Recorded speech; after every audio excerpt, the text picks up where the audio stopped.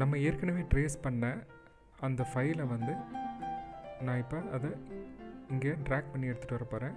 அதை நான் ஃபோட்டோகிராஃபி பண்ணியிருக்கேன். மொபைலில் ஃபோட்டோ எடுத்து அதை வந்து நம்ம இப்போ இங்கே ட்ராக் பண்ணி இழுத்துட்டு வர போகிறோம். ட்ராக் பண்ணி இழுத்துட்டு வந்தீங்கன்னா இப்படி வரும். ஓகே கொடுங்க. ட்ரே ஷீட்டோட கலர் ஆல்ரெடி கிரே, அதனால ட்ரே ஷீட்டை நீங்கள் மொபைலில் ஃபோட்டோகிராஃபி பண்ணுவோம். பின்னாடி வந்து ஒரு ஒயிட் ஷீட் வச்சுட்டு அதுக்கப்புறமா ஃபோட்டோகிராஃபி பண்ணுங்கள். அப்போ தான் கரெக்டாக இருக்கும். இதை பாருங்கள், நான் இதில் பின் பண்ணியிருக்கேன் பாருங்கள். மேலே இருக்குது ட்ரே ஷீட்டு, பின்னாடி இருக்குது ஒரு ப்ளைன் ஒயிட் ஷீட். இந்த கார்னர் பிடிச்சி லைட்டாக ட்ராக் பண்ணுங்கள். ஸ்லோவாக மூவ் பண்ணுங்கள். மூவ் பண்ணிங்கன்னா இந்த மாதிரி சின்னதாக வரும். அந்த அளவு வந்தால் போதும் நமக்கு. இப்போ அப்படியே கிளிக் பண்ணிவிட்டு ஜூம் டூல் எடுத்துக்கோங்க. ஜூம் டூலில் வந்து இப்படி கிளிக் பண்ணிங்கன்னா இது ஜூம் ஆகும். இது ஜூம் அவுட் பண்ணோன்னா மைனஸ் வந்து ஜூம் அவுட் ஆகிறதுக்கு. இப்போ ஓரளவு ஜூம் பண்ணிக்கோங்க. பண்ணிவிட்டு என்ன பண்ணுங்கள், இங்கேருந்து ட்ராக் பண்ணி ஒரு கெய்ட்ஸ் எடுத்துக்கோங்க. நான் இப்போ இந்த பாட்டமில் ஒரு கெய்ட்ஸ் வச்சுறேன்.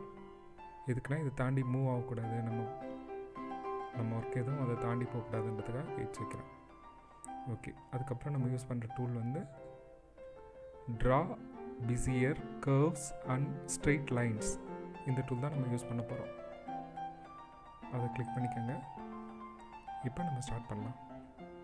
ஒரு கிளிக், கண்ட்ரோல், எப்போவுமே கண்ட்ரோல் ஹோல்ட் பண்ணி வைங்க. சொல்லும் போது மட்டும் எடுத்தால் போதும். இங்கே பாருங்கள், அப்போ தான் நமக்கு வந்து ஸ்கேல் வச்ச மாதிரி ஸ்ட்ரைட்டாக நமக்கு கிடைக்கும். கண்ட்ரோல் வந்து ஹோல்ட் பண்ணி வச்சுருக்கணும் கீபோர்டில். என்டர் அடிங்க. இப்போ திருப்பி கிளிக் பண்ணிக்கலாம். கண்ட்ரோல் பிடிச்சிட்டேன், ஸ்ட்ரைட் லைன் வந்துச்சு. என்டர். இப்போ திருப்பி கிளிக் பண்ணிக்கோங்க. கண்ட்ரோல் ஹோல்ட் பண்ணி என்டர் அடிச்சிங்கன்னா கரெக்டாக ஃபிட் ஆகிடும். சேவ் பண்ணிக்கோங்க ஃபைலை. கண்ட்ரோல் எஸ் கொடுத்திங்கன்னா சேவ் ஆகும். எந்த ஃபோல்டரில் சேவ் பண்ணிட்டு அடிக்கடி ஒர்க் பண்ணும்போது சேவ் பண்ணிக்கோங்க. இப்போ இங்கே ஒரு எக்ஸ்ட்ரா லைன் தேவைப்படுது, அதனால் அதை கிளிக் பண்ணிவிட்டு கண்ட்ரோல் டி கொடுத்துட்டு அதை அப்படியே மூவ் பண்ணுங்கள். இப்போ அதை ட்ராக் பண்ணுங்கள். அந்த எட்ஜு பிடிச்சி ட்ராக் பண்ணிங்கன்னா கரெக்டாக கரெக்டாக லைன் ஆகிடும். கொஞ்சம் மிஸ்ஸிங் இருக்கும். மிஸ்ஸிங் ஆனாலும் பரவாயில்ல, நம்ம அப்புறமா வந்து கரெக்டாக லைன் பண்ணிக்கலாம். ஒன்றும் பிரச்சனை இல்லாது.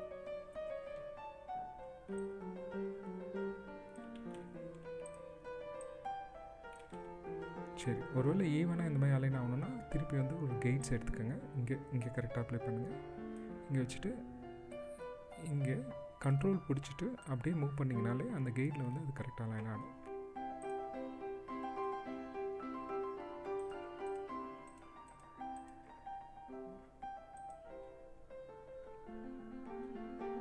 இங்கே 2.1 இருக்குல்ல, அதை கிளிக் பண்ணிங்கன்னா ஜூம் அவுட் ஆகும். ஓரளவு ஜூம் அவுட் ஆகும்.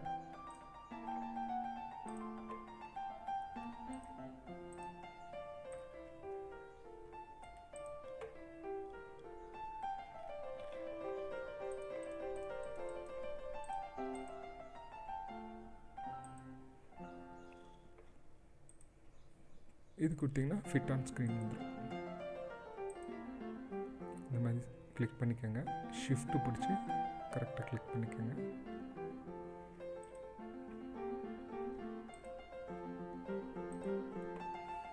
எல்லாத்துக்குமே ஷிஃப்ட்டு பிடிச்சிருக்கேன், கண்ட்ரோல் கிடையாது, ஷிஃப்ட்டு. இப்போது கண்ட்ரோல் டி கொடுங்க. டி கொடுத்துட்டு கீபோர்டில் மூவ் பண்ணிகிட்டே வாங்க.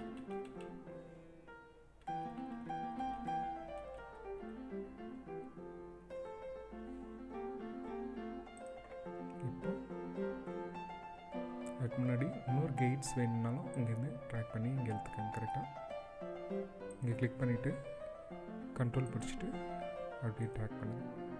எக்ஸாக்டாக அது உட்காந்துடும். கீழே கெய்ட்ஸ் போட்டனால ஈஸியாக அது உட்காரும்.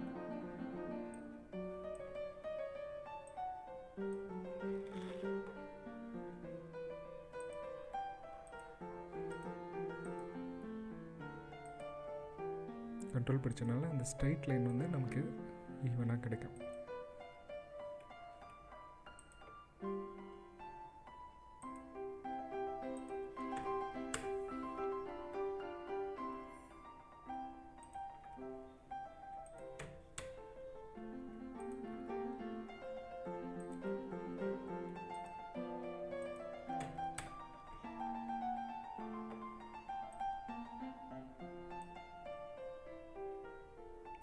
இங்கே மூவ் பண்ணுறேன் நான். இது இந்த பார் வழியாக நான் அதை மூவ் பண்ணிக்கிறேன். ஓகேங்களா, இங்கே கிளிக் பண்ணிக்கோங்க. ஒரு இன்ட்டு சிம்பிள் வருது பாருங்கள். கேட்ஸ் இருக்கனால இங்கே இன்ட்டு சிம்பிள் வருது.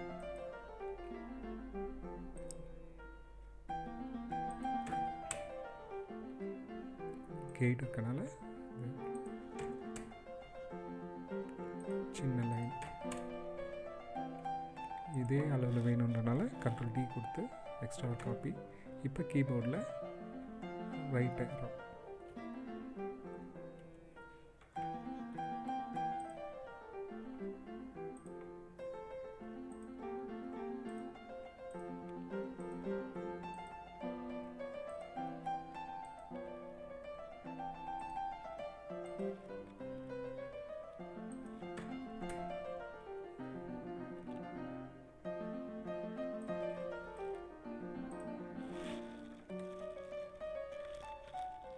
Ctrl D போட்டு அடுத்தது போகலாம்.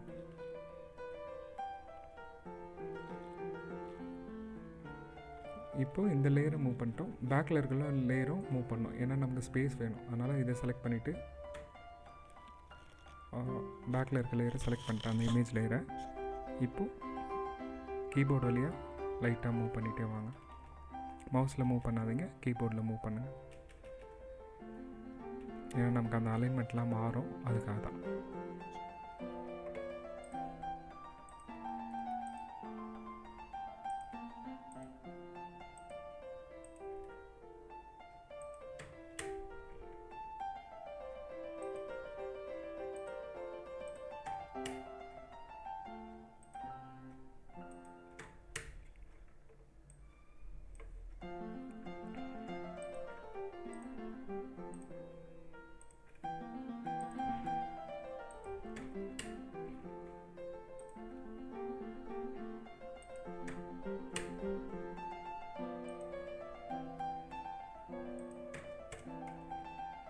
இதை கிளிக் பண்ணிவிட்டு ஷிஃப்ட் பிடிச்சி இது ரெண்டுமே கிளிக் பண்ணிவிட்டு Ctrl D கீபோர்டில் ரைட் சைடு மூவ் பண்ணுங்கள்.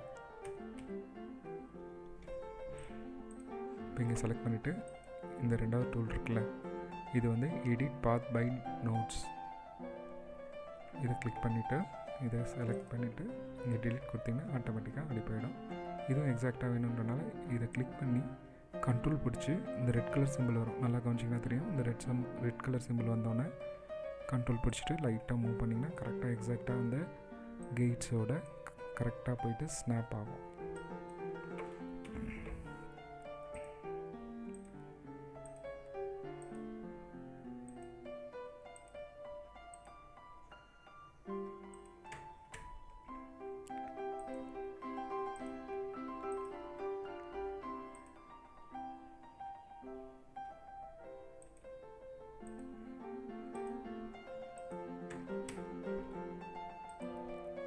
கண்ட்ரோல் வந்து கை எடுக்கவே வேண்டாம், அப்படியே வச்சுட்டு இருந்தாலே போதும், அது கரெக்டாக நமக்கு அது வரும்.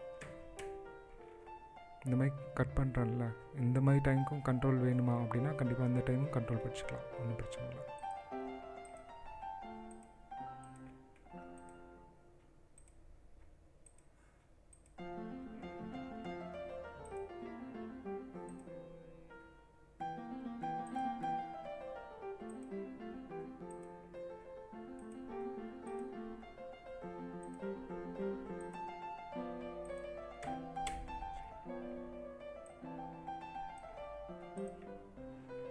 Ctrl D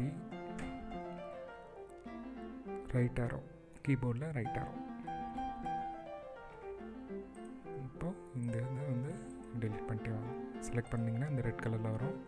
டெலிட் கீபோர்டில் டெலிட் கொடுத்தீங்கன்னா இந்த மாதிரி வரும். இதை கொஞ்சம் சின்னதாக வேணும்னா கண்ட்ரோல் வச்சு லைட்டாக ரிமூவ் பண்ணிக்கலாம். இப்போ ஜூம் அவுட் பண்ணுங்கள், கீபோர்டில் மைனஸ்.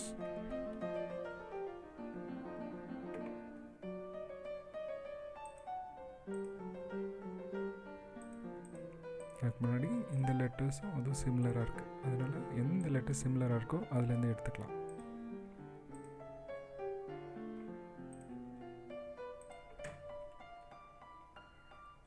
இது வந்து என்ன பண்ணலான்னா கண்ட்ரோல் பிடிச்சி அப்படியே ட்ராக் பண்ணிங்கனாலே போதும், எக்ஸாக்டாக உட்காந்துரும். இங்கே கொஞ்சம் ஸ்பேஸ் இருக்குல்ல, அதனால் ஒன்றும் பிரச்சனை இல்லை, அது இருக்கட்டும். அது எதுக்குன்றதை நீங்கள் அப்புறமா பார்ப்பீங்க. ஓகே, இப்போ இப்படியே மேலேருந்து இதை ட்ராக் பண்ணுறேன். இப்படி செலக்ட் பண்ணி கண்ட்ரோல் டி கொடுத்துட்டு அதை ட்ராக் பண்ணி இங்கே வைக்கிறேன். ஓகேங்களா? இப்போ இதை வந்து என்ன பண்ணுறேன், கண்ட்ரோல் டி கொடுத்துட்டு கீபோர்டில் ரைட் ஆரோ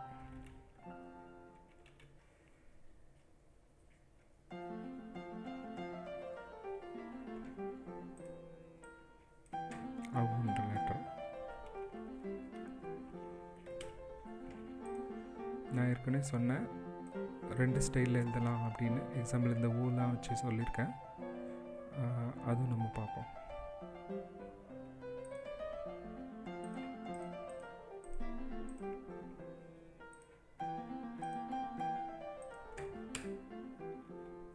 இதே டூப்ளிகேட் போட்டு பண்ணிக்கலாம். இப்போ இதை செலக்ட் பண்ணிட்டு கண்ட்ரோல் டி,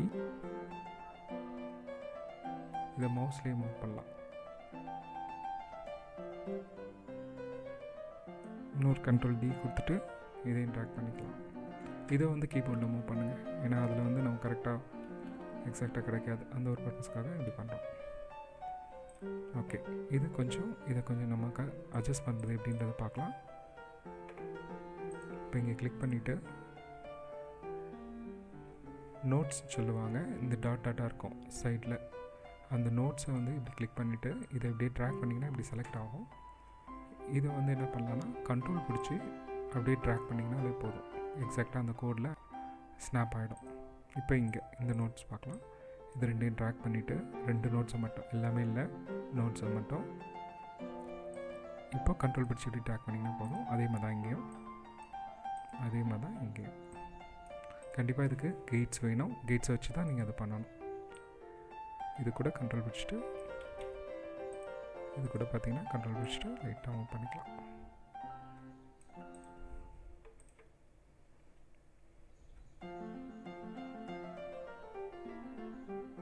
எல்லாமே வந்து எக்ஸாக்டாக ப்ளேஸ் ஆகிருக்கும். இப்போ ஊவோட ரெண்டாவது ஸ்டைலும் என்ன பண்ணிக்கலாம். ஓகேங்களா? பாருங்க, இன்னொரு டைப் ஆஃப் ஸ்டைல்னு சொன்னேன். ஊவை இந்த ஸ்டைல்லையும் எழுதலாம். அதுக்காக இந்த இது எக்ஸ்ட்ரா வேணும்னா நம்ம ஒரு காப்பி எடுத்து வச்சுக்கலாம். நமக்கு இந்த ஸ்டைல் பிடிச்சிருக்குன்ற மாதிரி இருந்தால் அதை எடுத்து யூஸ் பண்ணிக்கலாம். அதுக்கு பதிலாக இதை யூஸ் பண்ணிக்கலாம். இதை கிளிக் பண்ணிங்கன்னா ஜூம் அவுட் ஆகிடும், ஃபுல்லாக ஃபிட் ஆன் ஸ்க்ரீன் ஆகிடும். இதை அப்படியே மூவ் பண்ணி தனியாக எடுத்து வச்சுக்கோங்க.